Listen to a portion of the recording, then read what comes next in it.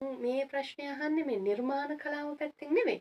ප්‍රියන්ත අය සාමාන්‍යයෙන් එදිනෙදා මේ මගතොටේ ගැවසෙන වෙළඳපොළට යන එන සාමාන්‍ය මිනිසෙක් විදිහට අපි නඩත්තු කරන සමහර දේවල්. ඒ කියන්නේ සමාජ මාධ්‍යයට අපි කියමුකෝ Facebook එකට ෆොටෝ එකක් අප්ලෝඩ් කරන්න වුණාම අපි ගන්න හොඳම ෆොටෝ එක තමයි අපි තෝරලා අප්ලෝඩ් කරන්නේ. ඒ කියන්නේ අපි මවාගෙන තියෙන යම්කිසි පවත්වාගෙන යන තත්ත්වයක් අපි මේන්ටේන් කරනවා කියලා කියන්න පුළුවන්.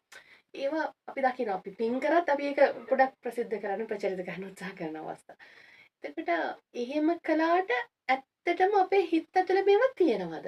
අපි පෙන්නන දේ වේදිකාවක පෙන්වන දේ සාමාන්‍ය මිනිස්සු විදිහට අපේ හිතේ තියෙනවද කියන ප්‍රශ්නේ වර්තමාන සමාජය දිහා බලාගෙන අපි අපෙනුත් අනිත් අයගෙනුත් අහන්න වෙලා තියෙනවා.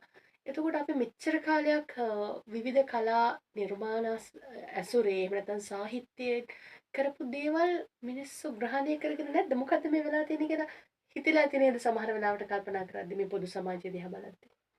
දැන් මම හිතන්නේ ඔය තියෙන පරතරයේ තියෙන හිදස ඇතුලේ ගොඩ නැගෙන හිදසේ ඒ හිදස තමයි මම හිතන්නේ කලාව කියන්නේ. ඒ ලෝකේ මම හිතන්නේ ඒ කලාව මෙතෙක් දුර ගමන් කරන්නේ ඉදිරියේදී තව මේක මම දන්නේ මොනතරම් දුරකට මිනිස්සු එක මේක තියේද කියන එක.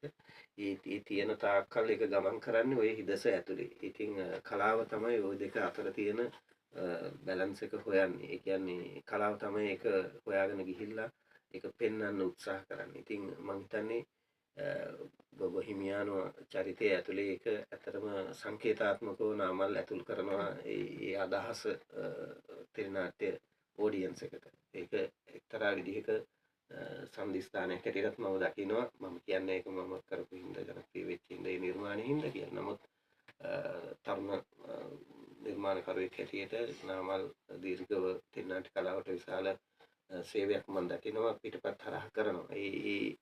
ඒකේ මම හිතන්නේ අවස්ථාවක් තමයි මේ බොහිමියානෝ මේ චරිතය.